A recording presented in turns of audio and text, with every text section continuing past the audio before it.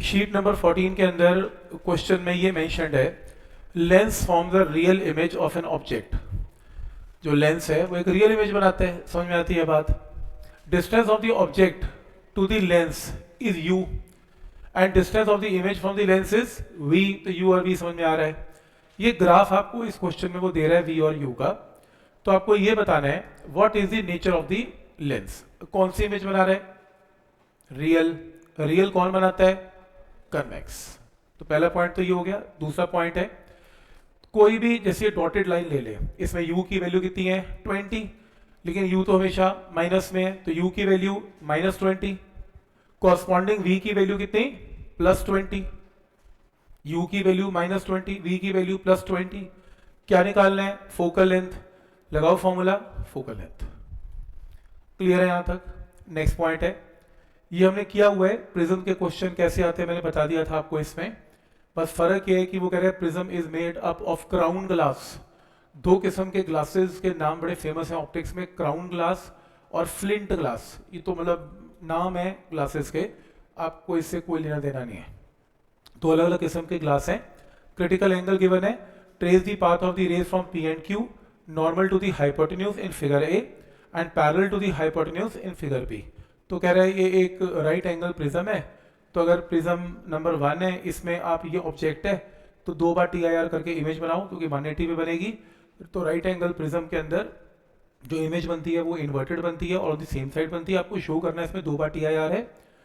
और अगर parallel to the hypotenuse है तो आपकी लाइट सीधी आती है, रिफ्रैक्ट करती है, TIR होता है, रिफ्रैक्ट करती है और इस तरीके से इमेज बनती है। ये पेपर में ऐसे क्वेश्चन आते हैं। तो आपके CBSE के अंदर स्पेशली ये ऐसा ग्राफ, ऐसी बातें करेगा, प्रिज्म देगा और आपको ये क्वेश्चन के साथ ऐसे आंसर ड्रॉ करने हैं। टेस्ट में भी शायद डाले थे हमने। नेक्स्ट है, if wavelength of incident light, नहीं ये मिरर है, मिरर अभी रुक जाओ। नेक्स्ट, ये बहुत आता है क्वेश्चन, मैंने शायद बताया भी था पहले कि अगर आपके पास एक कन्वेक्स लेंस है और वो कहेगा कि n1 = n2, बाहर के मीडियम का रिफ्रैक्टिव इंडेक्स n1 है और ग्लास का कितना है? n2। और अगर n1 n2 के इक्वल है तो अंदर और बाहर रिफ्रैक्टिव इंडेक्स सेम है, तो रेज आएंगी, सीधी जाएंगी, ना कन्वर्ज होगा ना डाइवर्ज होगा। ऐसा इसलिए होता है क्योंकि रिफ्रैक्शन होती है।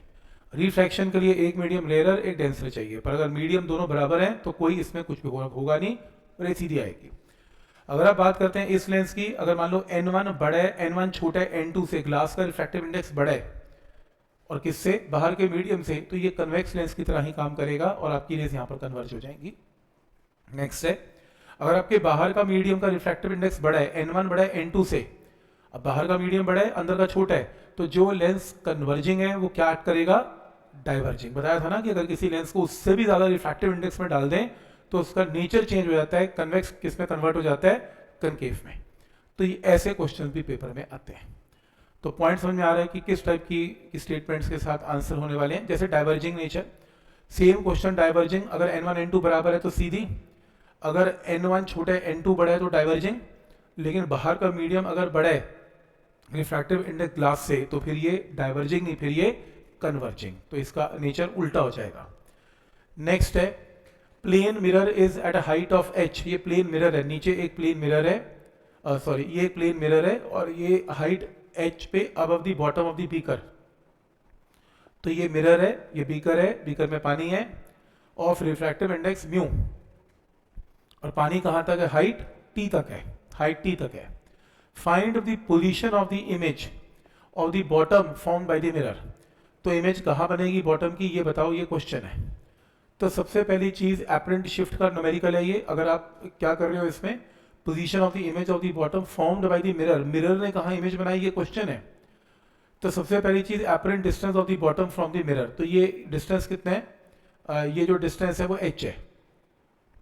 अगर ये मिरर बॉटम को देखे तो बॉटम उसको यहां पे दिखेगा ही नहीं। बॉटम उसको कहां दिखेगा? मतलब अगर आप मान लो मिरर होते और आप नीचे बॉटम को देख रहे हैं तो आपको बॉटम यहां कहीं दिखेगा। याद है, जो बेस है थोड़ा ऊपर दिखता है। कितना ऊपर दिखता है? d डिस्टेंस ऊपर दिखता है। याद है एपरेंट शिफ्ट, तो d डिस्टेंस का फॉर्मूला हमें मालूम है।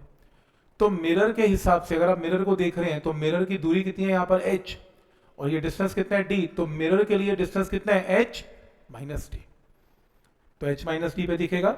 डी की वैल्यू मेरे पास है, इसे ओपन करके आपके पास ये क्या आ गया, ये वैल्यू आ गई। अब ये चीज कौन देख रहा है, ये मिरर देख रहा है। मिरर को आपका जो बेस है वो यहाँ पे दिखा, तो मिरर इमेज भी एग्जैक्टली प्लेन मिरर है ना, तो इमेज जो है जितनी दूरी पे ऑब्जेक्ट है उतनी दूरी पे इमेज है। तो अगर मिरर को ऑब्जेक्ट इतनी दूरी पे दिख रहा है तो इमेज भी एग्जैक्टली इतनी ही दूरी पे देखेगी। तो कुछ नहीं करना, प्लेन मिरर के केस में तो सिर्फ आपको ऑब्जेक्ट का डिस्टेंस ढूंढना है। अगर आपको ऑब्जेक्ट का डिस्टेंस पता लग गया तो इमेज का डिस्टेंस एग्जैक्टली वहीं मिलेगा। तो आपने कुछ नहीं किया, आपने एपरेंट डेप्थ लगा दी और आपने h में से d को माइनस करके यहाँ पे इसकी पोजीशन निकाल दी और यही इसकी इमेज बनने वाली है मिरर के अंदर। ये 3 लेंस हमने लास्ट टाइम कर लिए थे, ये वाला क्वेश्चन हमने कर लिया था। नेक्स्ट जो है इसको देख लेते हैं। Diverging beam of light from point source S, ये देख रहे हो पॉइंट सोर्स S है, और ये देख रहे हो ये 2 रेज इस ग्लास स्लैब के अंदर क्या कर रही हैं, एंटर कर रही हैं। तो कह रहे हैं कि इसमें एंगल ऑफ इंसिडेंस, ये रे सोर्स से चलती हैं, ये रे सोर्स से चलती हैं और ग्लास स्लैब में एंटर करने की कोशिश कर रही हैं।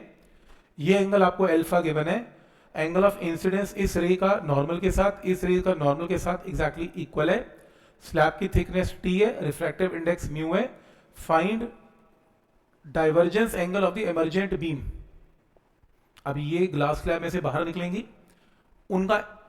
जैसे ये देखो ये यहाँ पे आएगी तो नॉर्मल ड्रॉ करेंगे, it will bend towards normal, फिर it will bend away from normal, फिर ऐसे यहाँ पे आएगी, it will bend towards normal, bend away from normal.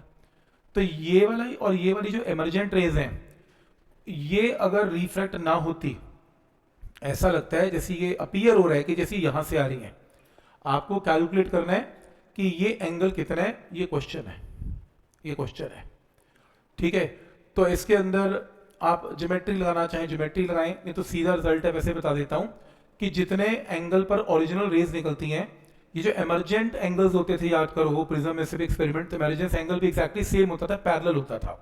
मतलब ये इसके पैरेलल निकलेगा और ये इसके पैरेलल होगी। तो अगर इन दोनों के बीच में एंगल अल्फा है तो इन दोनों के बीच में एंगल भी अल्फा ही होगा। तो सीधा शॉर्टकट मारना है इसमें, तो कोई चेंज नहीं होगा। आपने एक्सपेरिमेंट सुना भी होगा कि जैसी ये रे आती है इसके पैरेलल ये बाहर निकलती है जब रिफ्लेक्ट होने के बाद, तो एंगल विल रिमेन सेम। इसको एक बार देख लेते हैं। तो क्वेश्चन है, रियल और अपरेंट डेप्थ की प्रॉब्लम लग रही है मुझे। Observer can see through a pin hole, ये पिन होल है और ये ऑब्जर्वर है और ये क्या देख पा रहा है, the top end of a thin rod of height h, ये रॉड है। इस बंदे को ये इसका कोना दिख रहा है रॉड का जो h हाइट पर है, प्लेस्ड एज शोन।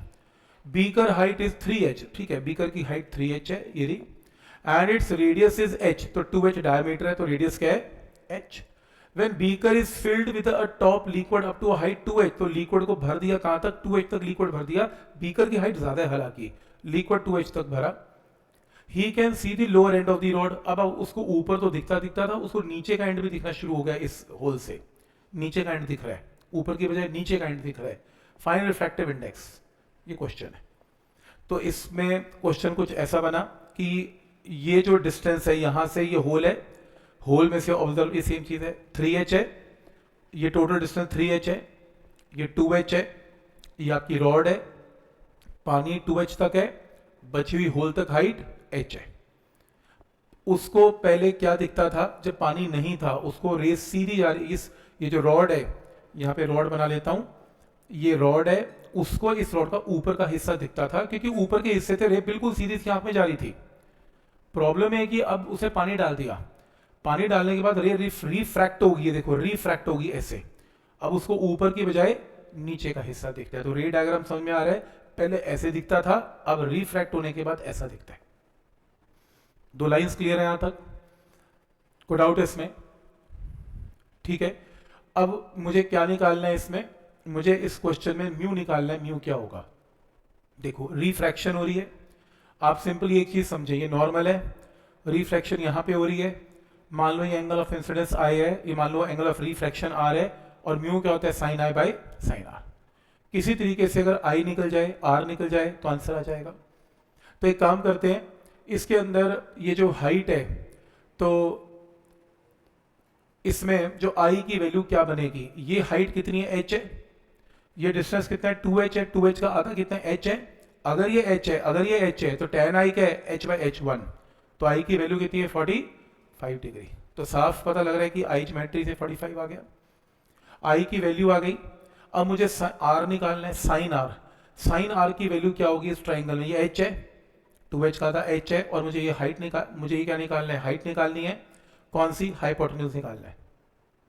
ये डिस्टेंस कितना है, h है, ये डिस्टेंस कितना है 2h है, तो पाइथागोरस से ये साइड क्या आएगी, रूट 5h।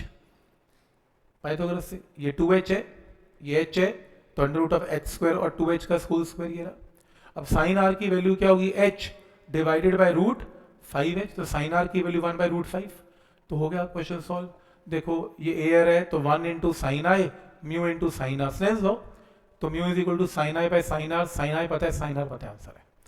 तो आज के बाद अगर इस टाइप की प्रॉब्लम आएगी तो कैसे करना है समझ में आ रहा है। टोटल ऐसा फील कर रहा हूं जैसे ज्योमेट्री ज्यादा यूज हो रही है और फिजिक्स कम यूज हो रही है, ऐसे लग रहा होगा आपको, ज्योमेट्री ठीक बन जाए बस, ज्योमेट्री गलत बन गई तो क्या करेंगे, क्योंकि ये तो खुद ही बनाना पड़ेगा ना।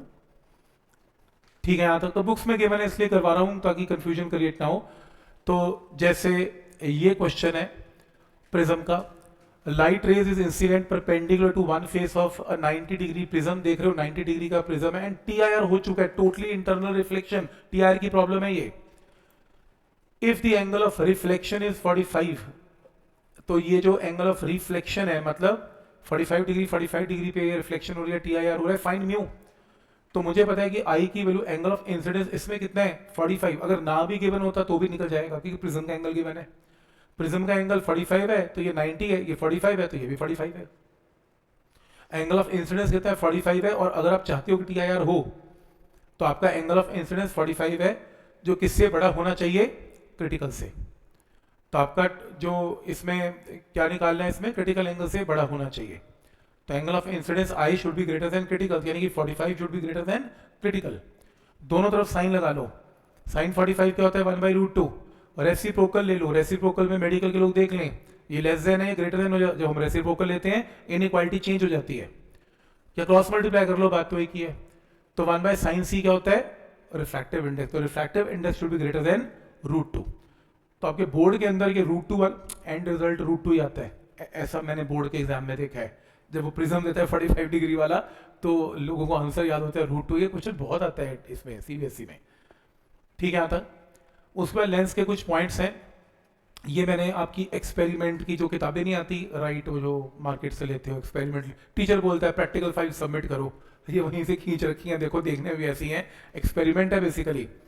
तो रूल नंबर 1, अगर ग्राफ प्लॉट करने को आ जाए, मार्क करने को आ जाए, ग्राफ बिटवीन के कन्वेक्स लेंस के केस में ग्राफ मार्क करो 1 बाई यू और 1 बाई वी का, तो ये ग्राफ बनेगा पॉइंट नंबर 1। फिर शक्लें याद करनी है बस आपने, कुछ नहीं है।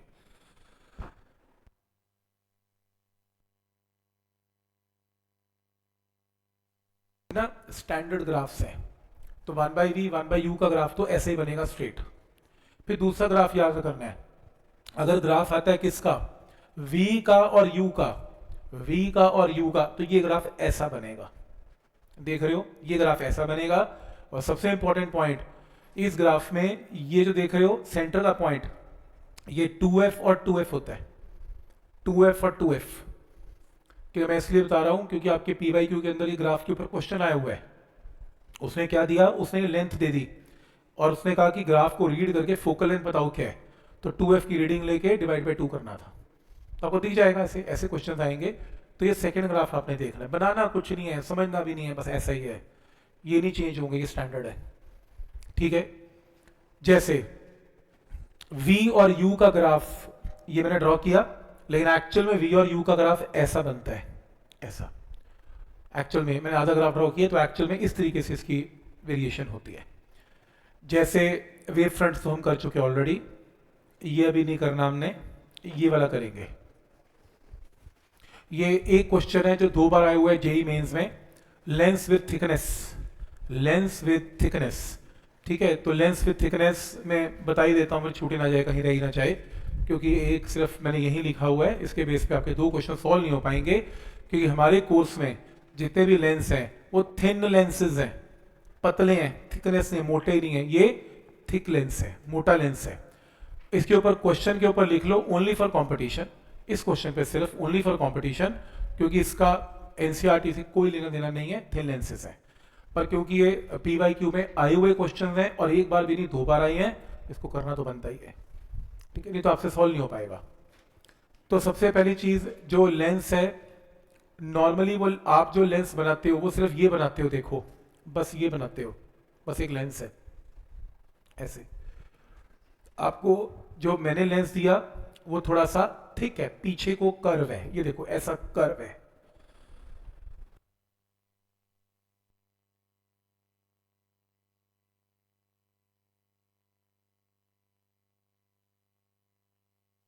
इसके अंदर ये कर्व है और ये कर्व कितना है, टी है, और ये लेंस की क्या है, थिकनेस है।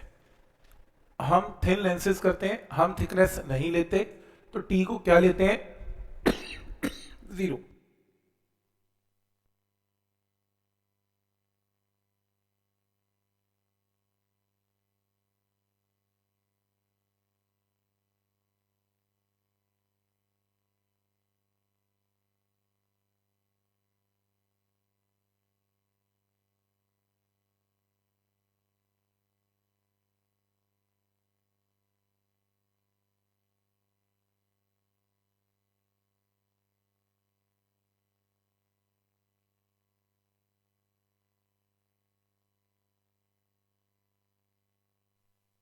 फिर से एक बार, हम जो लेंस लेते हैं उसमें थिकनेस नहीं लेते, टी 0 होता है।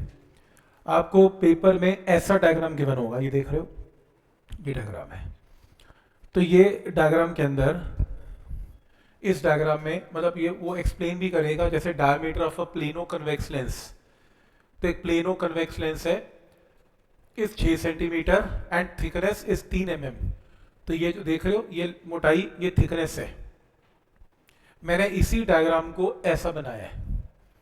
तो हम क्या करेंगे, हम एक शॉर्टकट फॉर्मूला याद करेंगे सीधा। तो ये डायग्राम को अगर बनाएंगे थिकनेस के साथ तो ऐसा दिखेगा प्लेनो कन्वेक्स का। तो इसका जो डायमीटर है वो अलग है। अब देखो ना, डायमीटर भी 2 किस्म के हैं। एक तो ये रेडियस है छोटा r, एक ये कर्वेचर देख रहे हो, इस कर्वेचर का रेडियस है कैपिटल R। एक कर्व कितना है देख रहे हो, लेंस कितना कर्व है, इसका सेंटर यहां मिलेगा, इस इसका सेंटर यहां मिलेगा।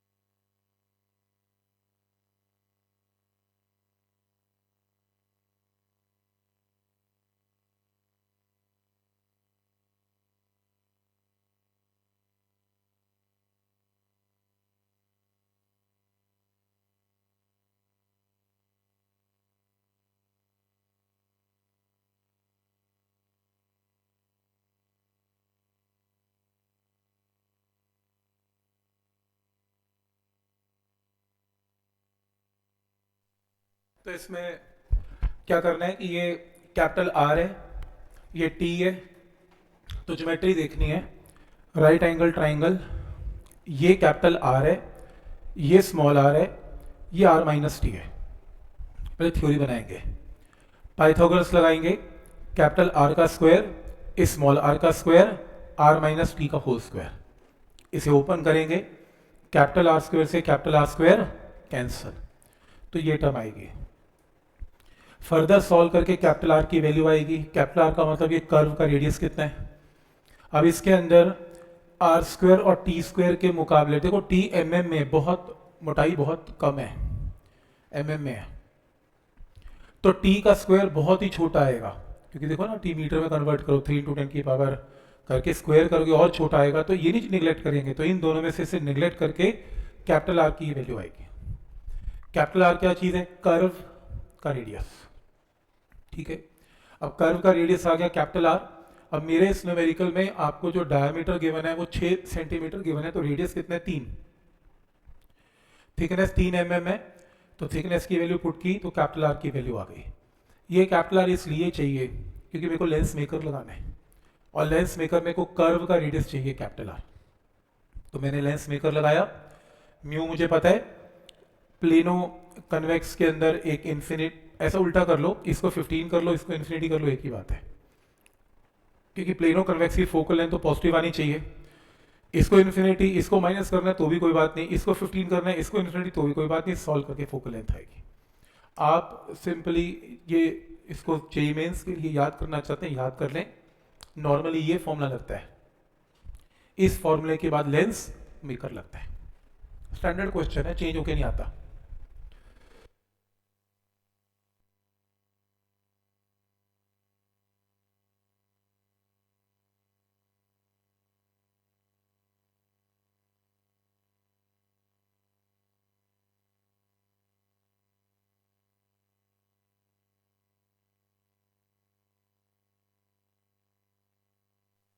इस क्वेश्चन को देखें, ये सही है, आधा लेंस 1.5 रिफ्रैक्टिव इंडेक्स का, आधा 1.2 का।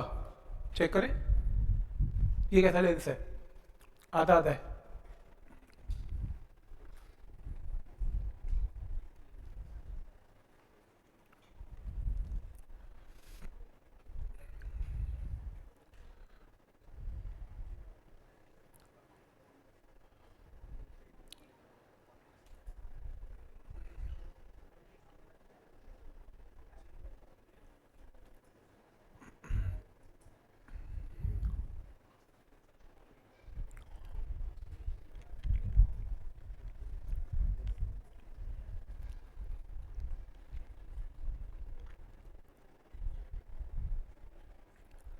देखो इस क्वेश्चन में क्या करेंगे, हमारे पास कोई ऐसा फॉर्मूला नहीं है जिसमें आधा लेंस और आधा लेंस रिफ्रैक्टिव इंडेक्स डिफरेंट है, एक फॉर्मूला काम करेगा, नहीं करेगा।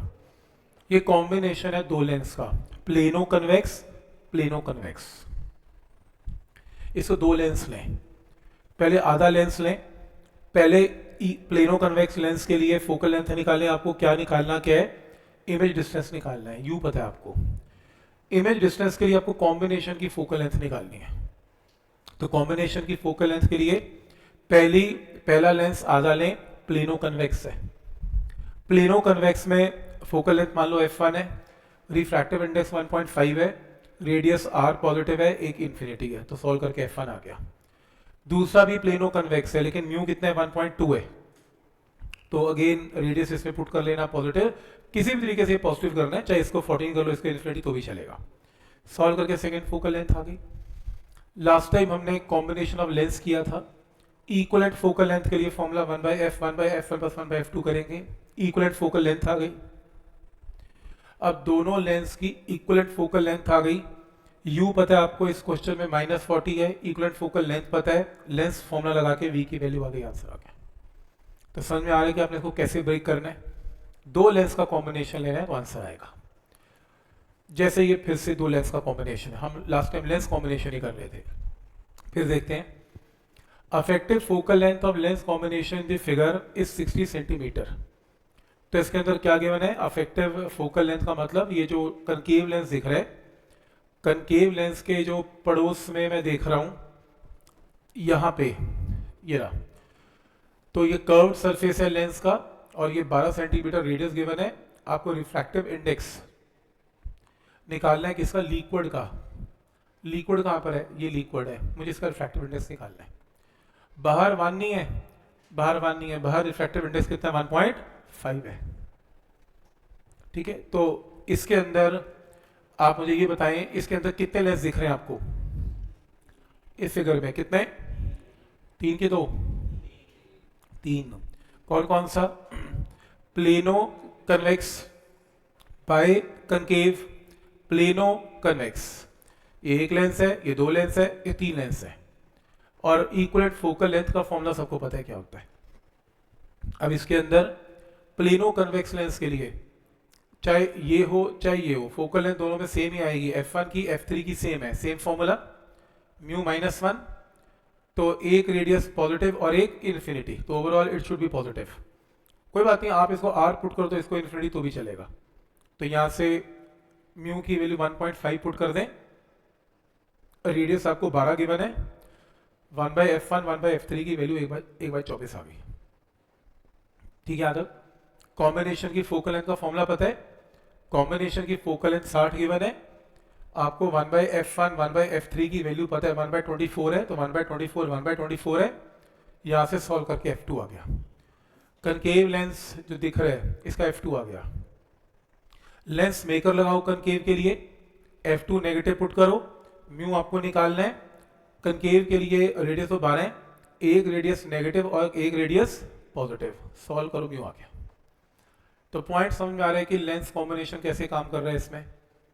तो कॉम्बिनेशन से पहले आपने दो लेंस का फोकल लेंथ निकाल के कनकेव का निकाल लिया और फिर कनकेव का लेंस मेकर लगा लिया। कोई डाउट इसमें? समझ में आ रहा है कि क्या लॉजिक है? नेक्स्ट कह रहे प्लेनो कन्वेक्स लेंस है, तीन डिफरेंट तरीकों से जोड़ दिए, पहला ऐसे, दूसरा ऐसे, तीसरा ऐसे। तो इस क्वेश्चन के अंदर ये बताना है कि ratio of focal length in three cases क्या होगा इक्विवेलेंट फोकल लेंथ का। तुम लेंस को ऐसे रखो या ऐसे रखो या ऐसे रखो, ये तो होगा नहीं तुमने ऐसे रखा तो कन्वेक्स है, ऐसे रखा तो कनकेव है, ऐसा थोड़ी ना होता है। लेंस तो लेंस है, उसकी नेचर तो हर बार वैसी रहेगी जैसा वो है, तुम सीधा जोड़ो या उल्टा जोड़ो। इसलिए जब दो लेंस को कंबाइन करेंगे, इक्विवेलेंट फोकल लेंथ मान लो कैपिटल एफ आती है, इसमें भी कैपिटल एफ आएगी, इसमें भी कैपिटल एफ आएगी, तो रेशियो विल रिमेन सेम। तो आंसर 1:1:1 आएगा। नेक्स्ट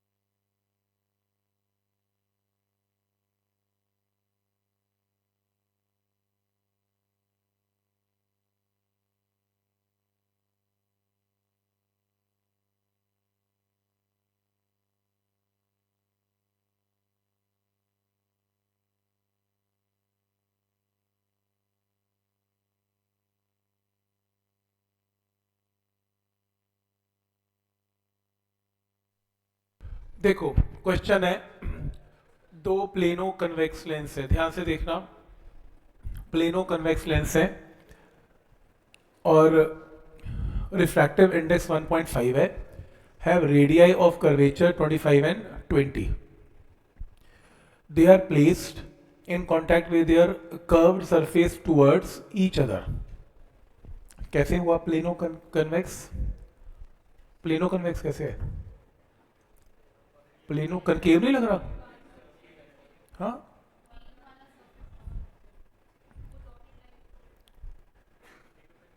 प्लेनो कनकेव नहीं लग रहा ये?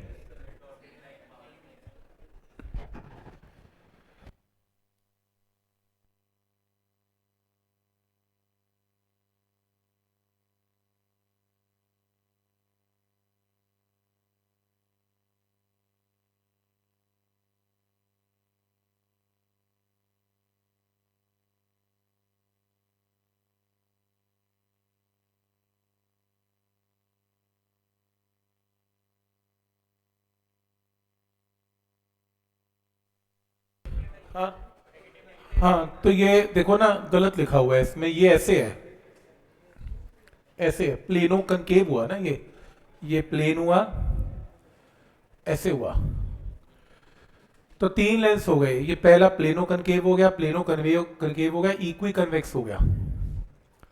तो एक का रेडियस 25 है, एक का रेडियस 20 है, और कह रहे लिक्विड है, इसका रिफ्रैक्टिव इंडेक्स 4/3 है। तो आपको निकालना है दी कॉम्बिनेशन की इक्वलेंट फोकल लेंथ क्या होगी, ये क्वेश्चन है। तो पहले कॉम्बिनेशन की फोकल लेंथ थियरी, अगर मैं फर्स्ट लेंस लेता हूं ये वाला, इसके लिए 1/f1 म्यू मुझे पता है 3/2 - 1, और इसके अंदर एक टर्म इन्फिनिटी, एक मैंने प्लेनो कनकेव लिया ना, तो एक आर नेगेटिव एक इन्फिनिटी, ताकि फोकल लेंथ की वैल्यू क्या आई, नेगेटिव। फिर ऐसे ही जो सेंटर वाला लेंस है जिसमें लिक्विड है, उसमें म्यू पता है, एक आर पॉजिटिव एक r negative, double convex lens है, तो 1/f2 भी आ गया। फिर 1/f3 इक्वी कनकेव है, इक्वी कनकेव में एक आर नेगेटिव एक आर इन्फिनिटी, ताकि फोकल लेंथ नेगेटिव है। आप इक्वलेंट फोकल लेंथ में पुट कर दें, ओवरऑल फोकल लेंथ नेगेटिव है, तो ओवरऑल लेंस क्या है, कनकेव है।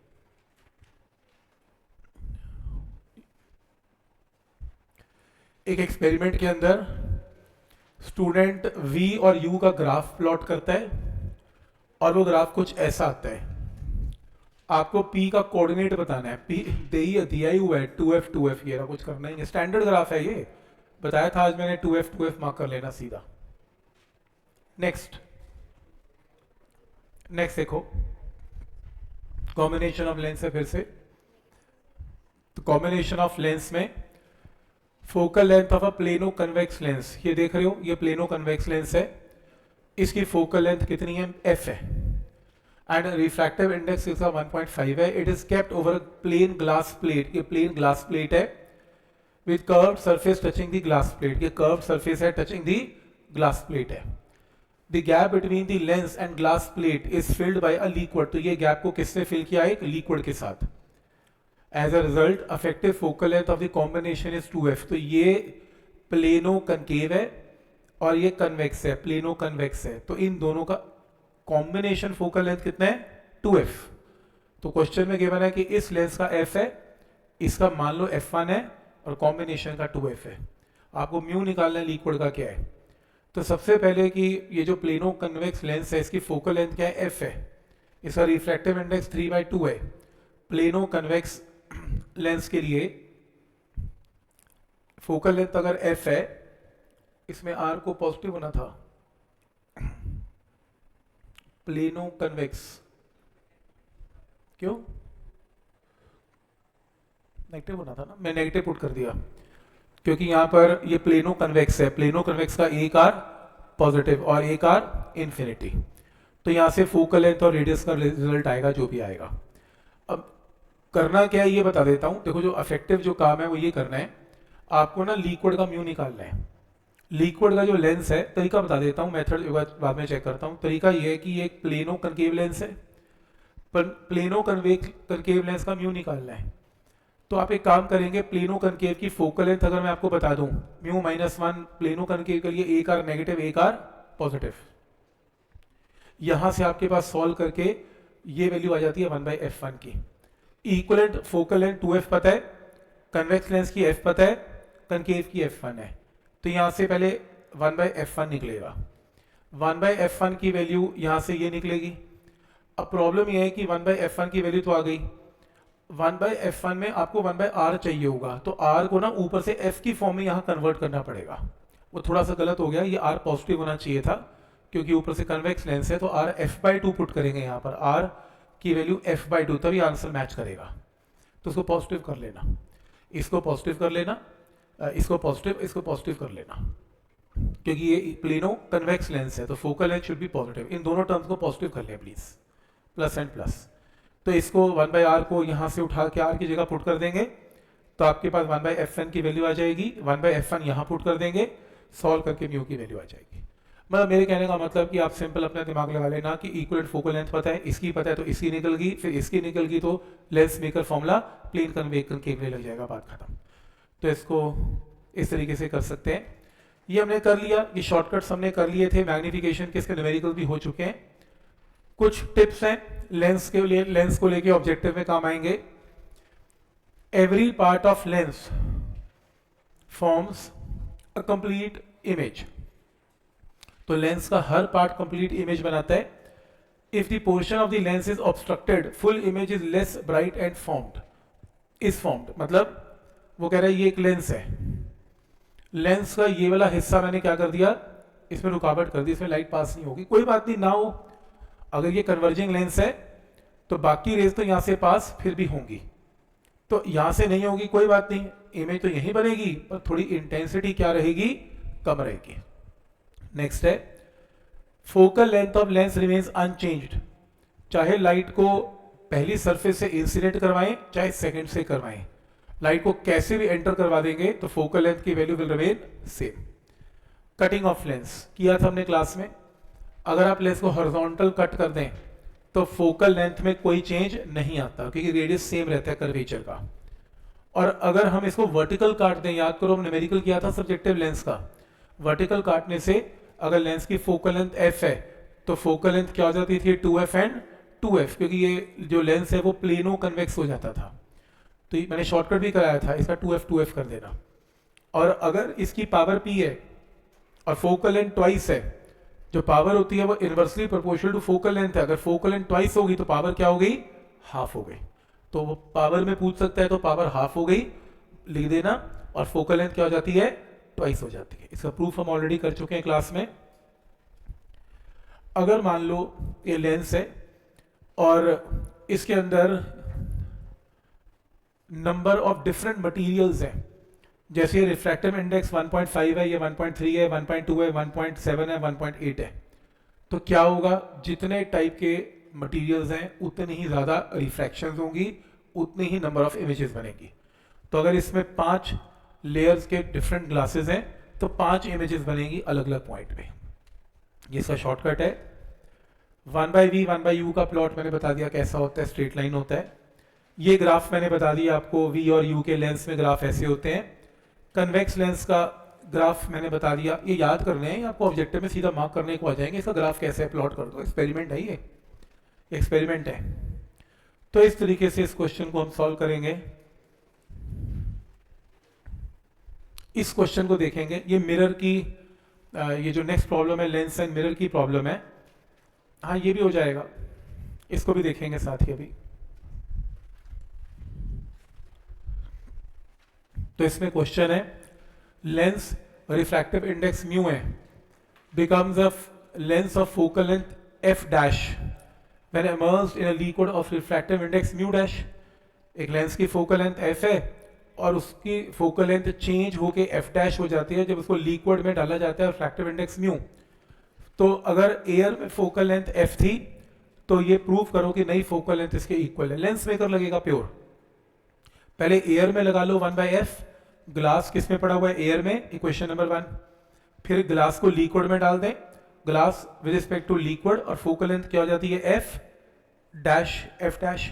इसको ब्रेक करना है, ग्लास नीचे है तो ऊपर, लिक्विड ऊपर है तो लिक्विड नीचे. ग्लास का रिफ्रैक्टिव इंडेक्स म्यू गिवन है और जो लेंस का म्यू डैश गिवन है. इक्वेशन नंबर 2, 1 और 2 को डिवाइड कर लें और सॉल्व करके f डैश निकाल लें, in terms of f answer आएगा. तो कैसे करना है इस प्रॉब्लम को सॉल्व समझ में आ रहा है. अर्थात लेंस मेकर की प्रॉब्लम है ये. जैसे ये एक मेथड है जिसको डिस्प्लेसमेंट मेथड बोलते हैं, जो काफी बार 2-3 बार यूज हो चुका. ये थोड़ा मुझे मिल नहीं रहा था तो अभी मिला मेरे को, यहाँ पे लिखा हुआ है, तो अब इसको करते हैं डिस्प्लेसमेंट मेथड. तो जिसको याद है मैं मिनिमम डिस्टेंस को 4f लिया करता था. तो बड़ा इंपॉर्टेंट है, distance between object and screen is capital T. ये ऑब्जेक्ट है, ये स्क्रीन है, इनके बीच में डिस्टेंस कितना है, कैपिटल टी. नेक्स्ट है convex lens of focal length f is placed between the object and screen. तो बीच में क्या रख दिया, कन्वेक्स लेंस रख दिया. Prove that in order to obtain the image of an object on the screen, तो अगर मैं ऑब्जेक्ट की इमेज स्क्रीन पे लेना चाहता हूं तो मिनिमम कम से कम डिस्टेंस d का क्या होना चाहिए, 4f. ये हमने काफी बार डिस्कस किया. तो इसके लिए प्रूफ ऐसा है, ये आपके पास एक ऑब्जेक्ट है, ये इमेज है, ये u है, ये v है. तो मान लो इनके बीच में डिस्टेंस कैपिटल d है. तो अगर capital D distance between object and the screen, तो इस केस में अगर ये डिस्टेंस v है तो ये डिस्टेंस कितना है, d माइनस v है. अगर ये v है तो d माइनस v है. d माइनस v क्योंकि ऑब्जेक्ट का डिस्टेंस है तो u की वैल्यू क्या पुट करेंगे, minus D minus V, lens के अंदर फॉर्मूला पुट करने जा रहा हूँ, लेंस का फॉर्मूला लगाया, लेंस के फॉर्मूले में 1/v निकाल लिया, u की जगह पुट कर दिया माइनस डी प्लस वी जो निकाला हमने, और इसके अंदर u ऊपर और नीचे दोनों, ऊपर भी पुट कर दिया माइनस डी प्लस वी, नीचे भी पुट कर दिया माइनस डी प्लस वी। तो यहां से किसकी वैल्यू आ गई, v की, इसे क्रॉस मल्टीप्लाई किया तो ये टर्म आ गई, क्वाड्रेटिक बनाई v स्क्वायर में तो ये टर्म आ गई, क्वाड्रेटिक का रूट निकाला तो ये टर्म आ गई। अगर आप चाहते हो कि रियल इमेज बने स्क्रीन पे तो v शुड बी पॉजिटिव, क्योंकि राइट साइड पे बनेगी, और पॉजिटिव के लिए दिस अंडर रूट की term should be greater than equal to 0। d से एक d कट गया तो d should be greater than 4f। ये प्रूफ है उसका कि ये 4f क्यों करते हैं। प्रूफ सीबीएसई में मैंने देखा तो नहीं कैसे क्वाड्रेटिक कैसे आएगा, बट आप फिर भी मैंने बता दिया कि अगर आ जाए तो ये इसका प्रूफ है, और इस मेथड को डिस्प्लेसमेंट मेथड भी बोलते हैं। अब वो कह रहे हैं कि इस केस में जो नेक्स्ट आपने प्रूव करना है, इसका एक पार्ट हुआ है, दूसरा पार्ट है कि अगर मान लो इस क्वेश्चन में मैग्निफिकेशन m है, जो रियल इमेज बनेगी उसकी मैग्निफिकेशन अगर m है, तो प्रूव करो ये फोकल लेंथ का फॉर्मूला है। तो डिस्प्लेसमेंट मेथड का दूसरा रिजल्ट आ रहा है कि फोकल लेंथ का फॉर्मूला, जिन क्वेश्चन में डिस्प्लेसमेंट मेथड यूज हो रहा है और कैपिटल डी सीधा गिवन है, ऑब्जेक्ट और इमेज का सीधा डिस्टेंस गिवन है, मैग्निफिकेशन गिवन है, 1 मिनट में फोकल लेंथ आएगी, कुछ करने की जरूरत ही नहीं है, ये प्रूव करो तो रिजल्ट बन जाएगा। ये क्या रिजल्ट है, इसी के अंदर ये फॉर्मूला f का हमने किया 1/v minus 1/u, cross multiply करके f निकाल लिया। अगर हम u को नेगेटिव ले, क्योंकि u मेरा क्वेश्चन में नेगेटिव है और v मेरा पॉजिटिव है, तो फोकल लेंथ का जो फॉर्मूला है कुछ ऐसा बनेगा u को नेगेटिव पुट करके। तो ये फोकल लेंथ का फॉर्मूला है। इस फोकल लेंथ को फॉर्मूले जो भी बना इसको u प्लस वी से मल्टीप्लाई u प्लस वी से डिवाइड कर लें, तो ये तो हो जाएगा स्क्वायर और एक u प्लस वी एक्स्ट्रा काटोगे तो ये आएगा। इसके अंदर एक काम करें, इस न्यूमिनेटर डिनोमिनेटर को u स्क्वायर से डिवाइड कर लें, दोनों को कोई फर्क नहीं पड़ता। ऐसा करने से क्या हुआ, v u से u कट गया तो v अपॉन u एक तरफ, u प्लस वी एक तरफ, यहां से कॉमन निकाल लो u स्क्वायर कॉमन आएगा इसमें से, तो ये 1 बनेगा, ये v बाई यू बनेगा, और u स्क्वायर से u स्क्वायर भी कैंसिल हो जाएगा ये वाला। तो सॉल्व करके आपके पास ये टर्म आएगी। ऐसा इसलिए किया क्योंकि v बाई यू क्या होती है, मैग्निफिकेशन। वैसे ये प्रूफ आज तक आया नहीं, आप चाहो तो सिर्फ फॉर्मूला नोट कर सकते हो, वो भी मेरे को लगता है रिक्वायर्ड नहीं है, क्योंकि मैग्निफिकेशन गिवन होगा, मैं करूंगा क्या, मैं क्वेश्चन को वैसे ही सॉल्व कर लूंगा लेंस के तरीके से, मैं क्यों इतने लंबे चक्कर में पढ़ूं। बट हाँ, अगर प्रूफ करने को आ जाए मैं कह नहीं सकता, अदरवाइज आज तक आया नहीं है, बात अलग है। पर डिस्प्लेसमेंट मेथड का 4f वाला रिजल्ट तो इंपॉर्टेंट है जो मैंने बताया। जैसे नेक्स्ट ये मिरर है, ये नहीं करना अभी, ठीक है।